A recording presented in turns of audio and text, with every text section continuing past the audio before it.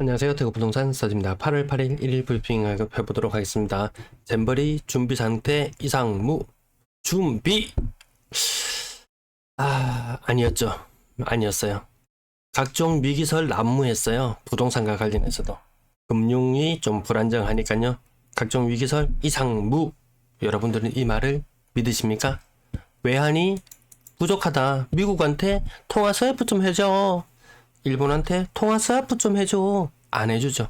그러니까 뭐였나요? 뭐 국민연금 하고 뭐 여러 가지를 막 했죠. 지금 뭐 부실 채권을 담보로 뭐 한다는 이야기도 나오고 뭐 말이 많아요.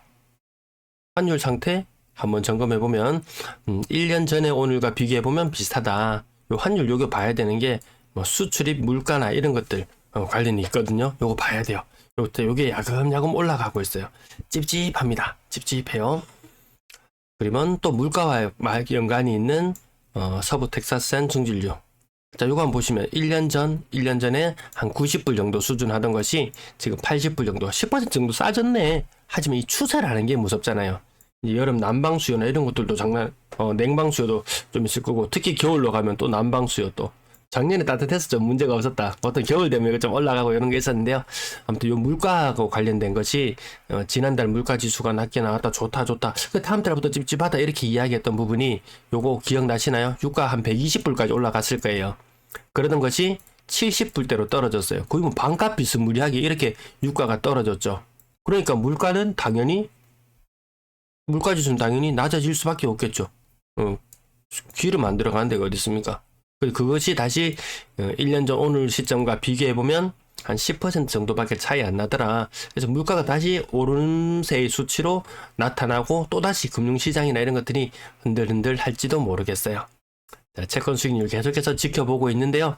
제가 이걸 왜 계속 지켜보냐. 제 영상 중에서 아마 일본 관련된 것 다뤘던 거 그거 한 2달에 한 번, 한 석 달에 한 번은 좀 복습해 주세요. 제 모든 영상이나 제 모든 말하는 것의 그 근간은 그 일본 그 영상에 모든 것이 다 담겨 있다고 해도 과언이 아닐 것입니다. 일본에서 과거에 엄청난 부동산 버블, 그리고 그다음 집가 상승률 이런 거 엄청난 버블을 이뤘다가 이 수그러드는 이 과정 속에서 이 정점이 이 과정 속에서 이 채권 수익률이 아마 한 대략 제 기억으로 한 6% 정도 됐을 거예요. 근데 지금 일본 채권 수익률 몇 %인가요? 0.5% 되나요? 이게 계속 지속적으로 하락을 해나갔죠.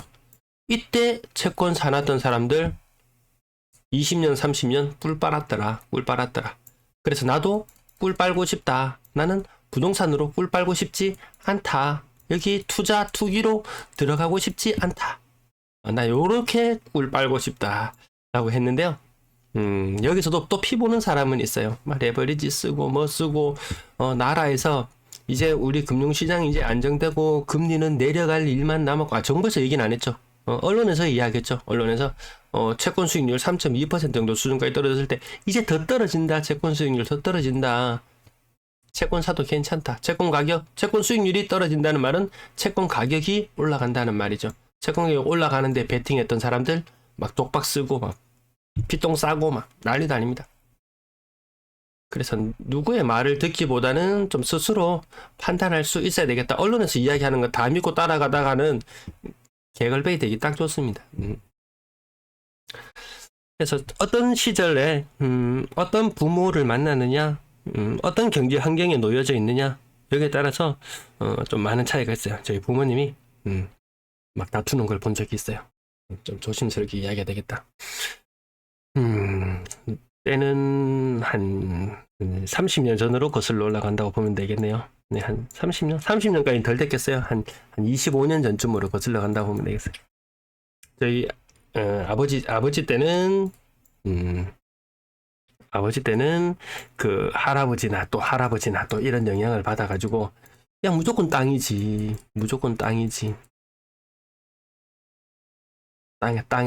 땅. 근데 저희 어머니 쪽은 그나마 조금 도시 쪽, 조금 더 도시 쪽에 가까운데 출신이기 때문에 이거 집 사서 세놓고 이거 쏠쏠하더라. 옛날부터 보니까 집, 이렇게 아파트, 이렇게 어디에 뭔가를 사긴 사야 되겠는데 했을 때 이 땅을 샀죠, 땅을. 땅을 샀죠. 그래서 어머니가 이 항상 시간이 지나고 나서 하시는 말씀이, 야, 우리는 땅 사놨디만 일만 죽으라고 하더라. 그 어머니 친구분이 보니까 아파트 서너 채 사가지고 새도 잘 놓고 시간 지나갖고 노후화 되니까 또 뭐 재건축 뭐 재건축한다고 또 이것도 비싼 값에 또 사가지고 새 집도 받고 좋더라. 이거 굿이더라. 그렇죠. 똑같은 돈이 생겼고 똑같은 투자할 수 있는 여건에 놓여 있을 때 어디로 가야 되느냐? 그럼 단순히 자기가 뭐 특별한 뭐 금융적인 지식이 있고 미래를 내다보는 능력이 있고 그런 능력이 아니거든요. 이 누구 어떤 환경에서 자라왔고 무엇을 봤느냐 거기에 따라서 이것이 결정돼 버리는 거죠. 근데 만약에 또 상황은 달라질 수 있어요. 이게 만약에 지방인 대구가 아니고 이것이 만약에 수도권이었다. 그러면은 아마 그 20년 시간이 25년 뭐 30년 전으로 거슬러서 되돌아갔을 때 저희 아버지의 선택이 더 옳았을지도 모르겠어요. 그래서 정답은 없더라. 시간이 지나도 정답은 없더라. 다만 나는 지금 누구로부터 영향을 받고 무엇을 배우고 있고 무엇을 주워 듣고 있느냐. 근데 그게 너무 혼란스럽다는 거죠. 특히 그것이 언론이 되었을 때는 더더욱 못 믿겠더라. 저런 썰도 한 번씩 풀어드리면 저것도 재밌을 텐데.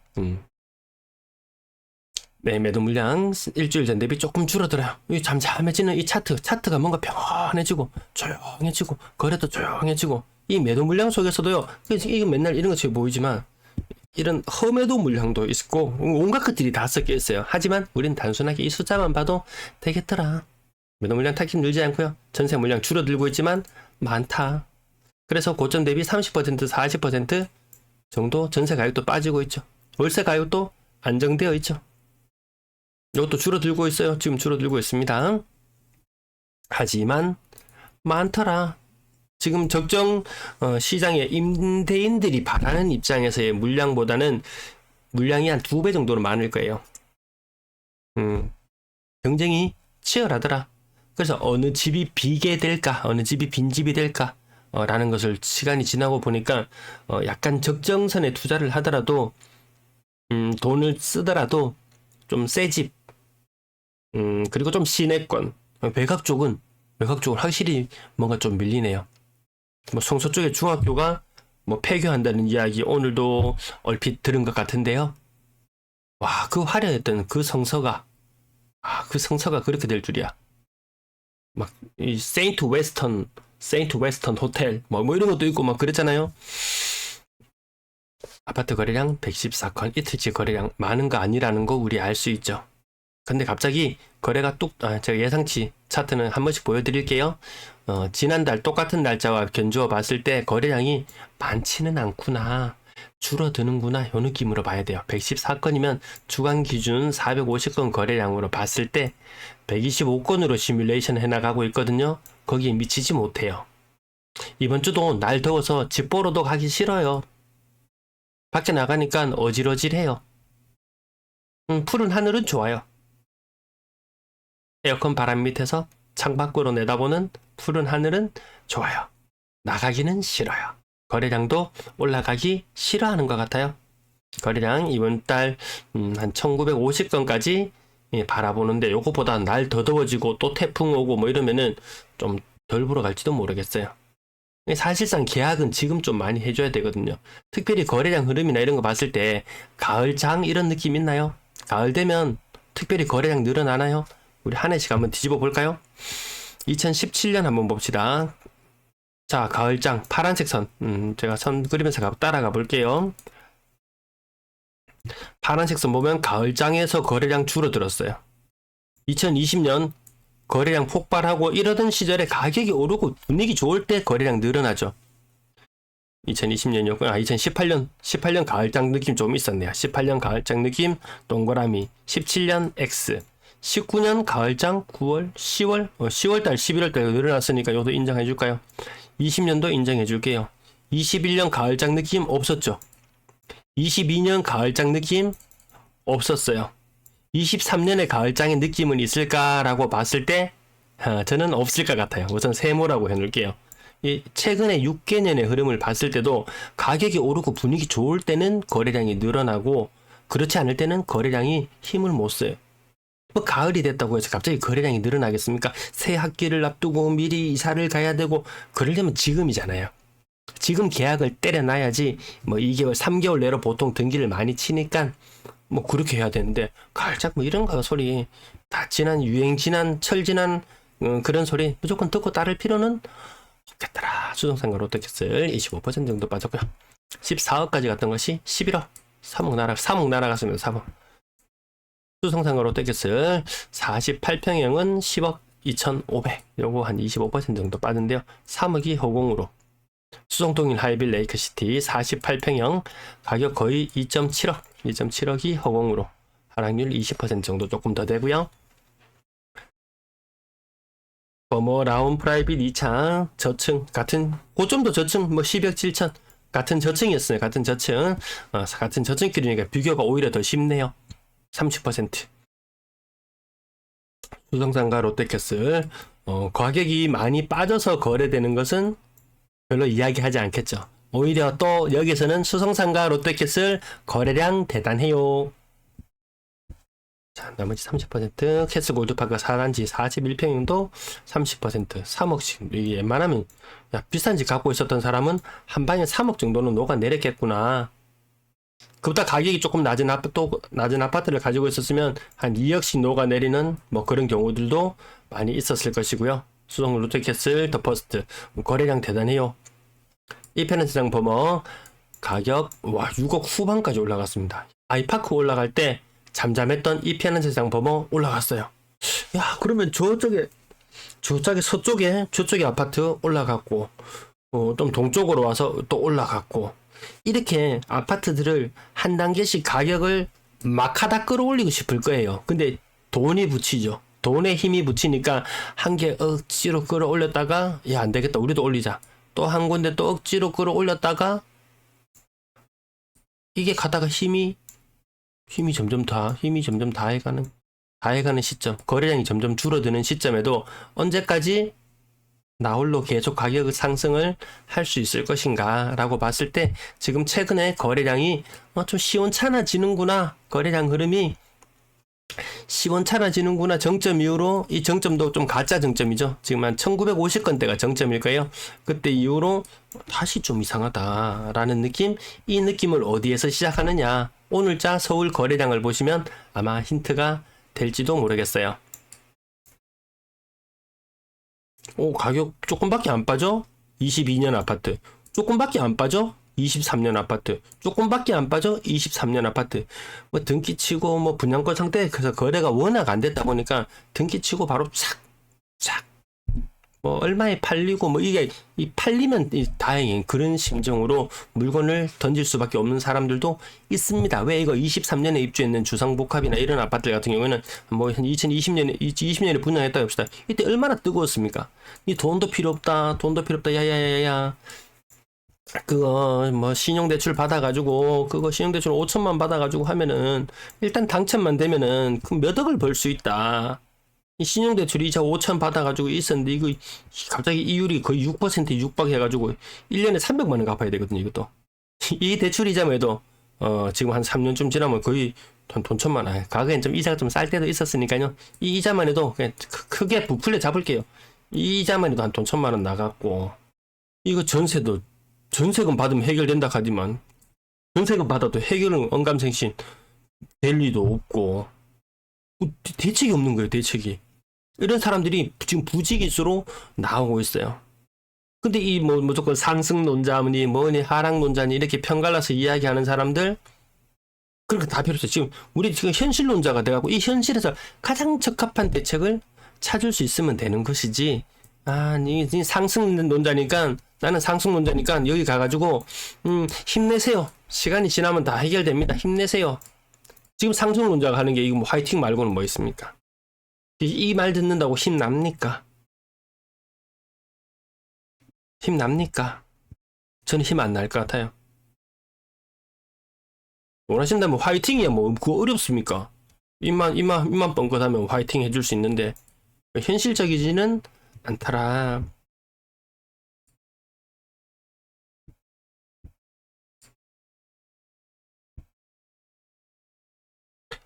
아, 30, 35 이런 계속 보이잖아요. 계속 보여요. 가격대가 뭐 내려가면 이게 극동 스타 클래스 남산도 보십시오. 6억 3천까지 갔던 게 4억 5천, 1.8억.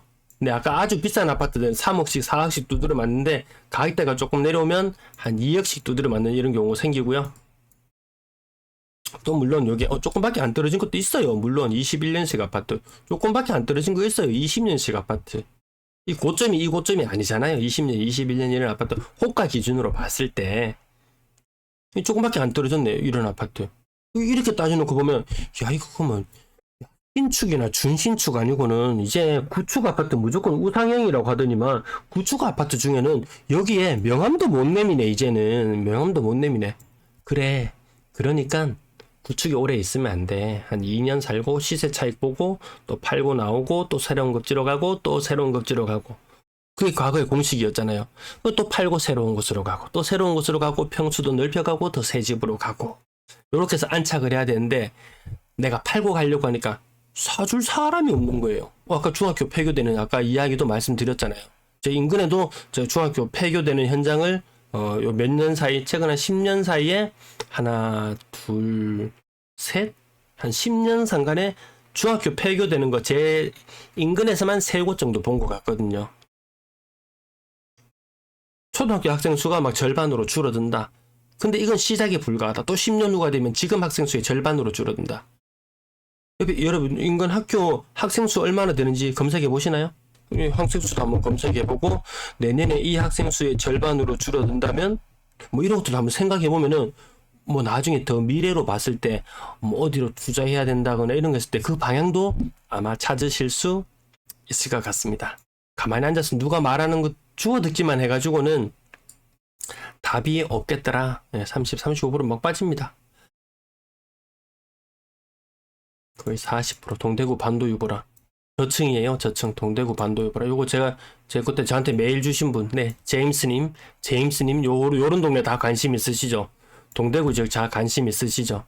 이 고층과 이 저층의 가격 차이는 이게 분명히 있다고 제가 그때 메일로 답장을 드릴 때도 아마 말씀을 드렸을 거고요. 아마 이런 것들도 더 고층을 산다면 프리미엄이 한 10% 정도 더 붙어서 그 정도 가격대 생각해야 될 것이고 그 아파트의 세대수 대비 매물 개수나 이런 걸 더 살펴보시면은 매수자 우인지 매도자 우인지 그 명확하게 판단을 하셔가지고 협상력에서 우위를 점할 수 있어야 된다. 내가 파는 입장에서 봤을 때도 그거 파악해야 되죠. 파악해보고 이 우리 아파트는 이 세대수가 몇 개인데 매물도 몇 개밖에 안 나와 있는데 이 정도는 받아야지라고 이야기할 수 있는 것이지. 내가 사는 아파트가 1000세대인데 매물 개수가 몇 퍼센트 기준 보통 5% 기준 넘어가면 5% 넘어가면 매물 많은 겁니다. 50개 넘어가면 매물 적을 때는 얼마나 적냐면 요거 20개도 안 나와요. 2%도 매물이 안 나올 때가 있어요. 근데 매물이 지금 1000세대 중에서 매물이 80개예요. 무려 8%나 매물이 나와 있어요. 매물이 팔려고 하는 사람이 이렇게 많이 있다는 말이에요. 그러면 누가 협상력에서 우위를 가져가야 되나요? 답은 자명합니다. 상인자이 가격 35% 정도 빠졌고요. 3억 후반. 요 정도는 또 오랜만에 또 거래가 좀 있는 것 같네요. 여기 근래 몇 군데 있었네요. 네. 그래서 제가 요런 지역들 계속 말씀드릴 때 뭐 월배 바라기니 뭐니 뭐 많이 바는데 제가 요 동네 안 살아요. 요 동네 안 삽니다. 그래서 그냥 이야기합니다. 이게 일단은 학생 수 많더라. 근데 아파트 연식은 좀 오래되었더라. 저는 하여튼 투자를 부추기는 이야기는 하지 않습니다. 나머지 오늘 가격대가 많아서 앞부분에 또 이 방송 시간 20분이 지났네요. 뒷부분은 좀 건너뛸게요. 가격 필요하신 부분 참고로만 살펴보시고요. 3억 딱 맞아 떨어졌습니다. 3억. 평당 1000만원 교정 유지 참 희한합니다. 요거 좀 변동이 너무 없든 희한해요. 평당 1000만원 아파트는 살 수 있겠다라는 것인지, 자, 거래량이 줄어든다면, 여기 두 개 약간 뻥카가 약간 있어요. LH 뻥카가 약간 있어요. 줄어든다면 감당할 수 있겠습니까? 끝까지 버텨낼 수 있겠습니까? 지난 1월달에 2월달에 안 팔길 잘했네라는 그 답이 지금은 답이 맞아요. 근데 그게 또 올 연말에 가서 거래량이 또다시 줄어들고 그런 분위기라면 정말 그때 안 팔고 잘했는 게 맞을까라는 답은 또한 나중에 답지는 나중에 또 12월 달에 또 다른 답지가 나옵니다. 지금 답지가 계속 바뀌고 있다고 보시면 되겠습니다. 뒷부분 아주 짧게만 참고로 봐주시고요. 여기 분양권 거래량도 어떤 거 나오는지 알고 싶다라고 하시는 분들 계셨는데 제가 당분간은 그거 조금 나올 때까지 조금만 기다려 주세요. 돈보 사이트에 제가 협조 요청을 좀 해서 자료를 받아서 해야 되는데 아파트 투미는 자료가 너무 동네별로 나와 있어 가지고 제가 편집해서 짜집기 하고 붙이는데도 요거 하는 데만 해도 시간이 너무 많이 걸리는데 더 이상 제가 시간 투입할 힘은 나지 않아요, 사실. 대구 조회수가 2,000개. 조회수 2,000개의 수익 여러분도 아시잖아요. 요거 한 3원 정도 하면 됩니다. 3원 정도 하면 됩니다. 요거 3원 정도 하면은 6,000원. 지금 제가 작업하는데 시간이 이게 너무 많이 걸려요. 그래서 뭔가 자동화되는 시스템으로 가면 좋은데 이것도 말씀드리려고 했는데 21년식 아파트에 2년 전이잖아요. 21년식 아파트에 전세 계약 체결하고 2년이 지난 다음에 전세 가격이 어떻게 변했는지 요 부분도 살펴볼 필요 있거든요. 요걸 꼭 말씀드리려고 했는데 지나갈 뻔했네요. 앞부분이 말씀이 너무 길어서 21년식 아파트 요거 21년식 아파트 요 전세 가격 비교해 보시면은 평균적으로 30% 집값 빠진 것처럼 빠졌어요. 그래서 전세 가격이 받쳐주지 않는 시장에서